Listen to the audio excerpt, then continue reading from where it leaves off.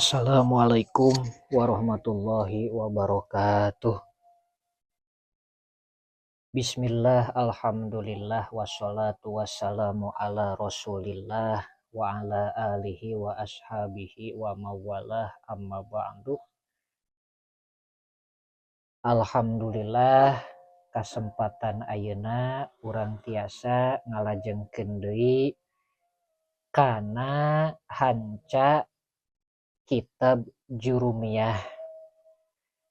Mudah-mudahan urang sadaya dipaparin kaistiqomahan dina tholabul ilmi. Saur kamari ngajelaskeun isim marfu'at, isim anu dirofa'keun. Dina kitab Jurumiyah halaman 12, babu marfu'atil asma'i al marfu'atu sab'atun. Bab mertelakeun isim anu kudu ropa. Al marfu'atu ari isim anu diropakeun sab'atun eta aya 7. Wahia jeung ari sab'atun al fa'ilu nomor kahiji nyaeta fa'il. Ta ayeuna dilajengkeun kana babul fa'ili. Babul fa'ili ari ieu eta bab fa'il. Jadi ari fa'il teh kaasupkeun kana isim anu kudu rofa. Al fa'ilu ari fa'il, huwa ieu fa'il. Eta al ismu isim, al marfu'u anu dirofa'keun, al madzkuru anu dicaritakeun, qoblahu dina samemeh eta isim, naon fi'luhu fi'ilna ieu isim.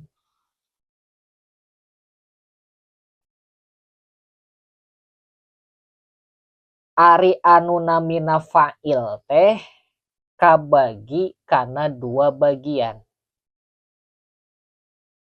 Anu kahiji nyaeta fa'il ceuk lugot.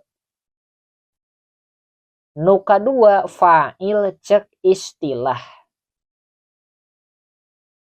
Ari ngaran fa'il ceuk lugot nyaeta man aujadal fi'la. Hartina jalma anu manggihan kana pagawean eta fa'il ceuk lugot.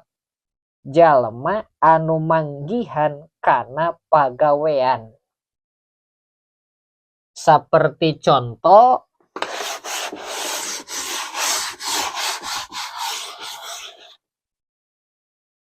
Jaidun, ari Jaid eta doribun anu neunggil.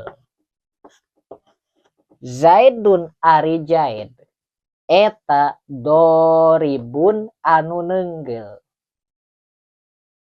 Tak berarti dina contoh Jaidun doribun Jaid eta nu neunggil.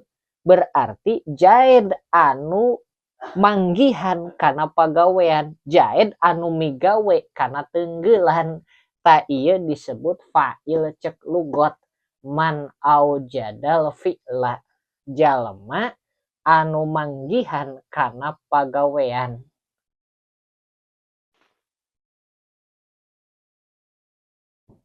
Nu kadua aya fa'il ceuk istilah. Fa'il ceuk istilah nyaeta anu dimaksad ku ieu kitab Jurumiyah. Al fa'ilu huwa ari fa'il ceuk istilah ilmu nahwu.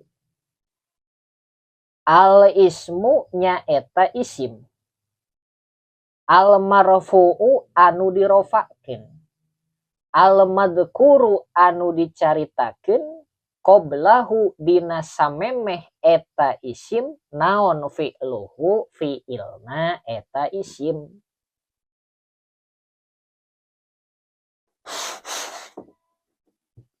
Berarti fa'il. Fa'il teh kabagi dua. Aya cek lugot, aya cek istilah.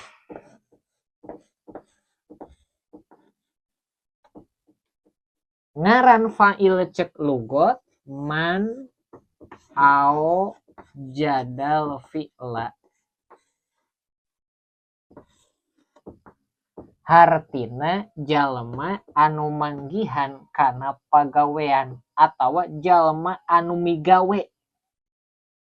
Contoh jaidun. Ari jaid eta doribun anu nenggel. Ta ieu jaid disebut fa'il cek lugot sabab jaid anu migawe tenggelan. Nu kadua aya fa'il cek istilah. Nyaeta wahuwal ismul marfu'u. Wahuwal ismul marfu'u al-madzkuru qoblahu fi'luhu. Isim anu dirofakeun anu dicaritakeun samemeh eta isim teh fi'ilna. Saperti contoh doroba geus nenggel. Saha jaidun jaid. Amron ka Umar. Tadina doroba jaidun amron anu jadi contoh fa'il teh nyaeta lapad jaidun.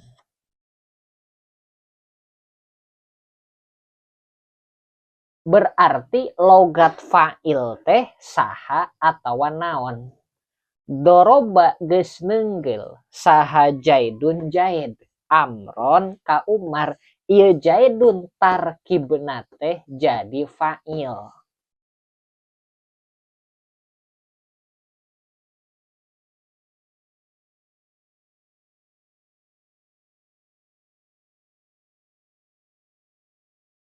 Sedengkeun ari anu ngaran fa'il teh isim anu dirofakeun anu dicaritakeun samemeh eta isim teh fi'ilna.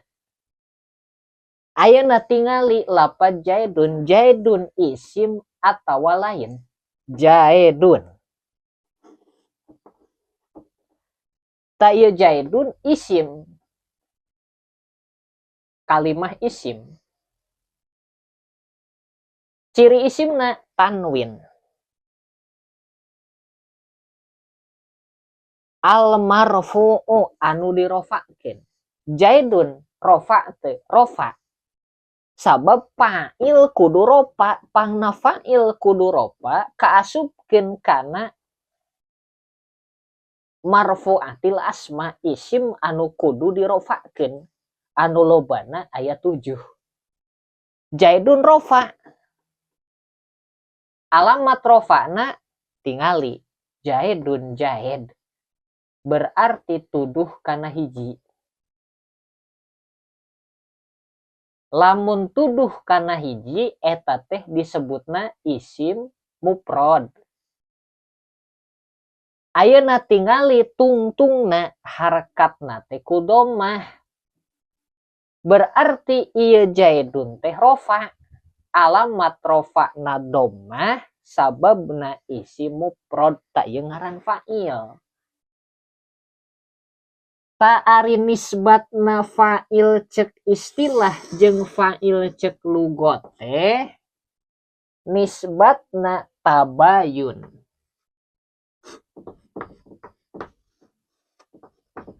Umum khusus min wajhin. Hartina perkara anu bisa kumpul dina hiji madah atau dina hiji contoh.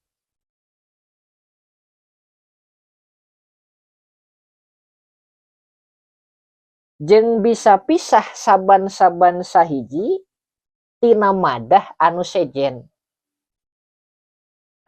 Saperti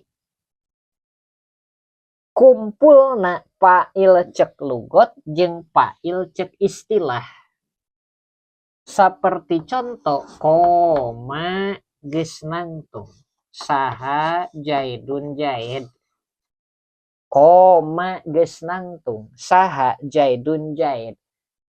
Anu tarkibna fa'il tina lapad koma Jaidun teh nyaeta lapad Jaidun. Ari ngaran fa'il wa huwal ismul marfu'u al madzkuru qablahu fi'luhu. Hartina isim anu dirofa'keun anu dicaritakeun samemeh eta isim teh fi'ilna. Jaidun isim lain, isim naon ciri isimna tanwin. Jaidun rofa teu rofa naon alamat rofana dhammah. Naon sababna Jaidun dialamatan rofa ku dhammah sabab isim mufrad. Jaidun tumiba samemeh fiil atawa henteu tumiba samemeh fiil Jaidun. Mana fiilna lapad Jaidun nyaeta koma.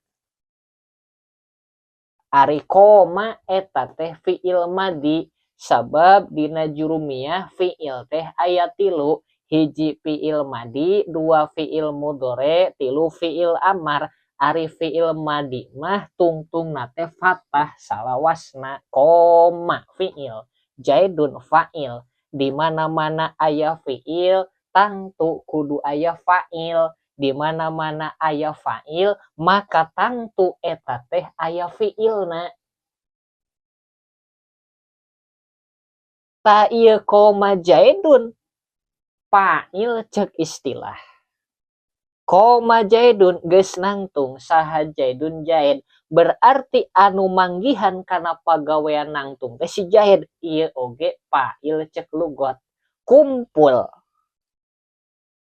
dina hiji contoh jeung terkadang sok pisah dina contoh nu sejen. Contoh Jaidun doribun. Ari Jaid eta doribun neunggel. Ta ieu Jaidun tarkibna mubtada lain fa'il mubtada. Ngan ieu Jaidun teh anu manggihan kana pagawean nangtung. Berarti ieu Jaidun lain fa'il cek istilah. Sabab teu akur jeung ta'rif fa'il cek istilah.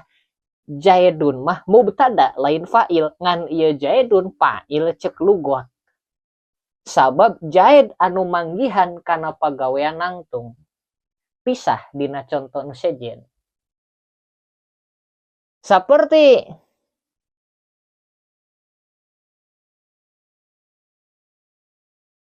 fa'il cek istilah wungkul. Mata geus maot saha Jaidun Jaid. Tah Jaidun ieu tarkibna fa'il cek istilah. Ngan lain fa'il cek lugot. Geus maot saha Jaidun Jaid. Berarti anu geus maot saha Jaidun Jaid. Ieu Jaid lain anu migawe maot. Tapi nu kakeunaan ku maot da ari nu ngamaotanna mah lain Jaid. Berarti mata Jaidun fa'il cek istilah wungkul lain fa'il cek lugot. Jadi nisbatna fa'il cek istilah jeung fa'il cek lugot tabayun umum khusus min wajhin. Perkara anu bisa kumpul dina contoh anu sahiji jeung bisa pisah saban-saban sahiji tina madah anu sejen atawa tina contoh anu sejen bisa kajadian nya fa'il cek istilah, nya fa'il cek lugot. Bisa kejadian fa'il cek lugot wungkul, bisa kejadian fa'il cek istilah wungkul.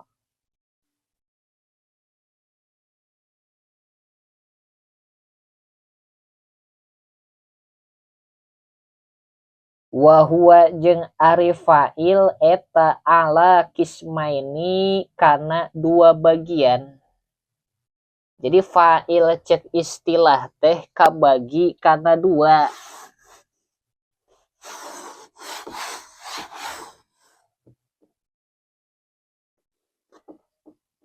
Ari fa'il cek istilah teh kabagi kana dua bagian. Dohirin tegesna fa'il isim dohir.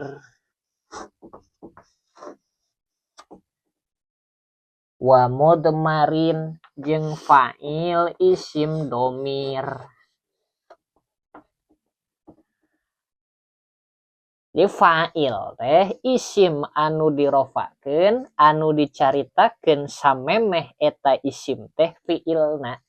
Ieu fa'il kabagi dua, aya fa'il isim dohir, aya fa'il isim domir.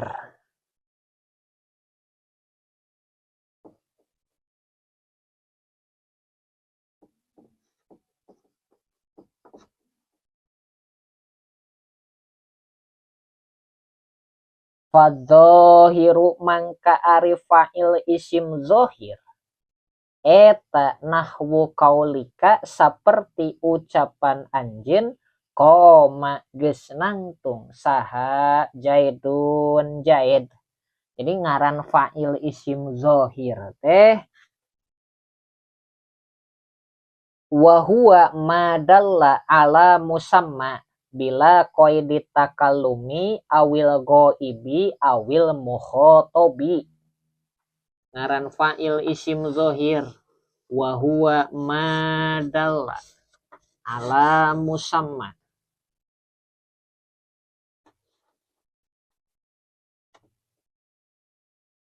bila qaidi takallumi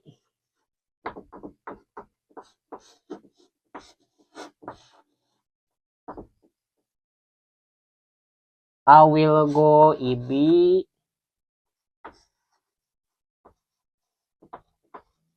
awil mukhotobi.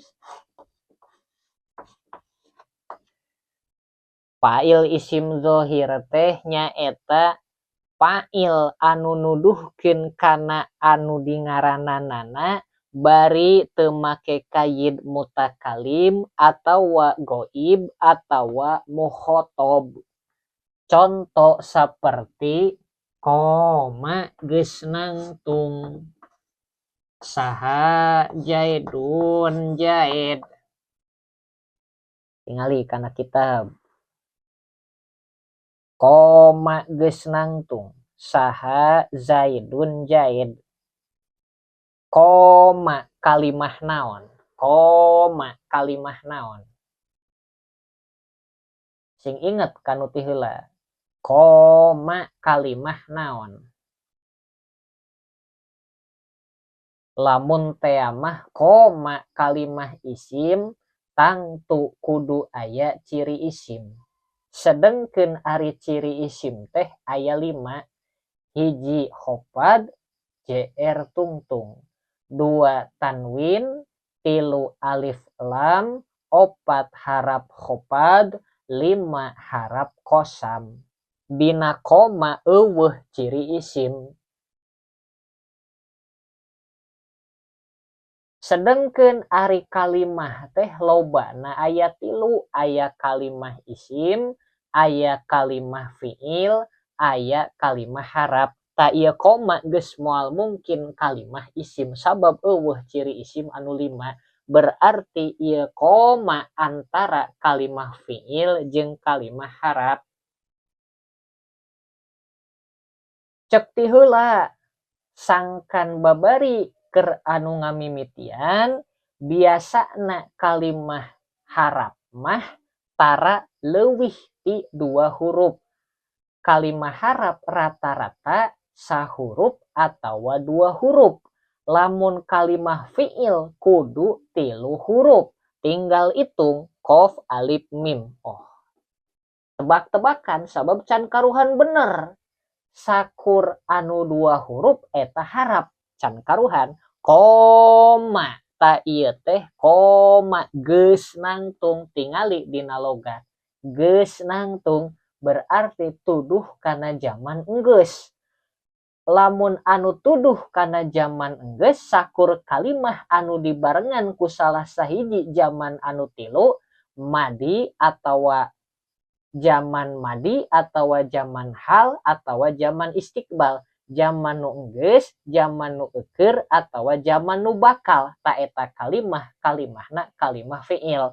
Koma kalimah naon? Kalimah fiil.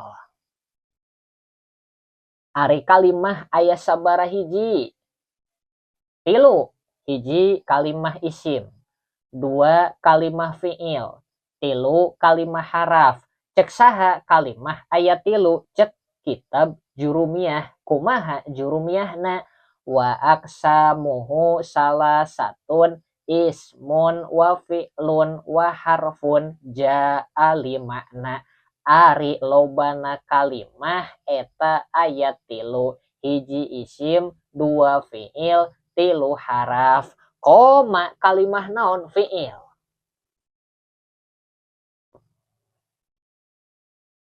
Naon wae ari ciri fiil? Sing inget ari ciri fiil teh nu kahiji qad, nu kadua sin tanfis, nu katilu saufa taswif, nu kaopat ta tanis anu sukun. Cek saha? Cek jurumiyah. Kumaha jurumiyahna? Wal fi'lu yu'rafu biqad wasini wasaufa watai tanisi asakinati. Koma kalimah fi'il.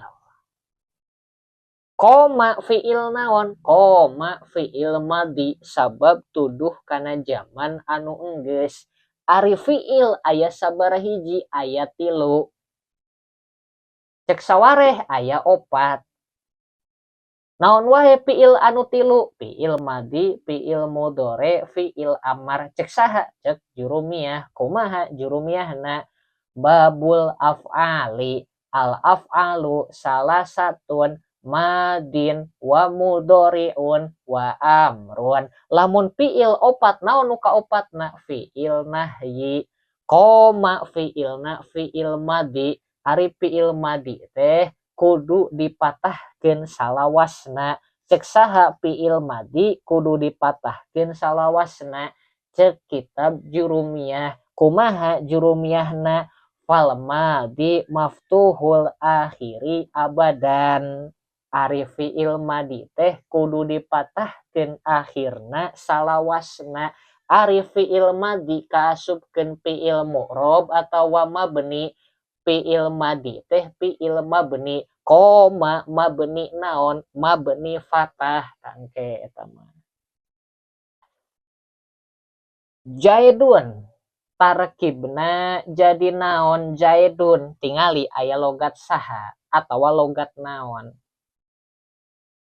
Lamun ayeuna aya logat saha bari fi'ilna fi'il mabni ma'lum eta tarkibna jadi fa'il. Ngan lamun ayeuna aya logat saha atawa naon bari fi'ilna fi'il mabni majhul eta mah tarkibna naibul fa'il.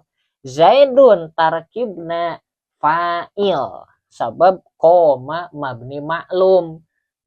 Tangke eta mah. Jaidun tarkibna teh fa'il. Naon ari ngaran fa'il? Ari fa'il teh kabagi 2 bagian. Hiji fa'il cek lugot, 2 fa'il cek istilah. Naon ari ngaran fa'il cek lugot? Man aujadal fi'la.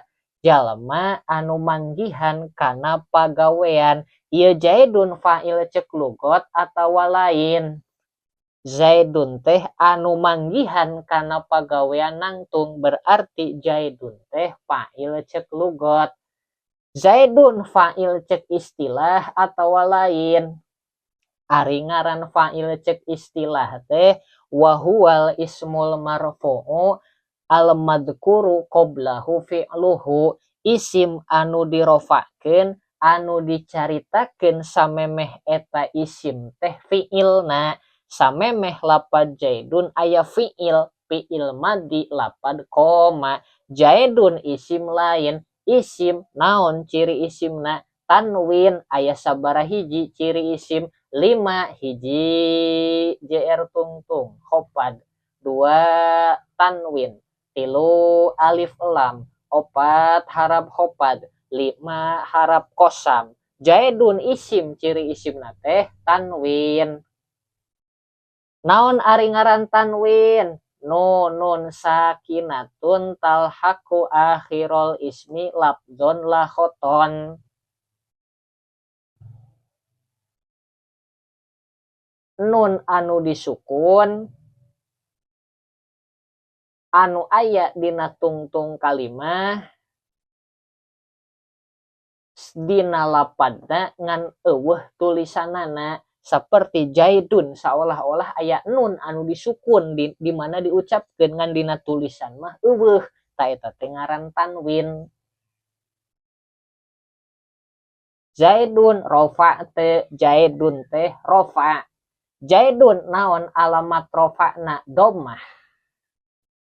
Aya sabaraha hiji alamat rofa? Aya 4. Hiji dhammah, 2 waw, 3 alif, 4 nun. Cek saha? Cek kitab Jurumiyah. Kumaha jurumiyahna?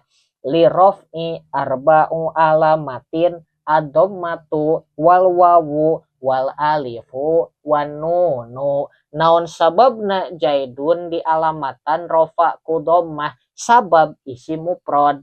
Naon ari ngaran isim mufrad? Ari ngaran isim mufrad teh wa huwa ma laisa musannan wala majmu'an wala mulhaqon bihima wala minal asma'il khamsah. Artina isim anu lain tasniyah, lain jama' jeung lain mulhaq tina tasniyah jeung jama' jeung lain tina sawarehna isim 5. Zaidun rofa teu rofa, alamat rofana dhammah. Naon sababna jaidun di alamatan rofa ku dhammah? Sabab isim mufrad. Aya sabaraha anu di alamatan rofa ku dhammah? Aya 4.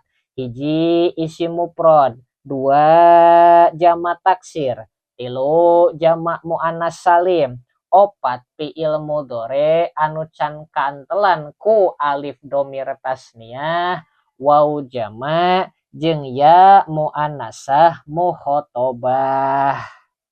Cek saha? Cek jurumiyah. Kumaha jurumiyahna? Fa amma dhammatu fatakunu alamatan liraf'i fi arba'ati mawadi'a fil ismil mufradi wa jam'i taksiri wa jam'il muannasi salimi wal fi'lil mudhari'i alladzi lam yattasil bi akhirihi syai'un. Tayeun narkib koma zaidun.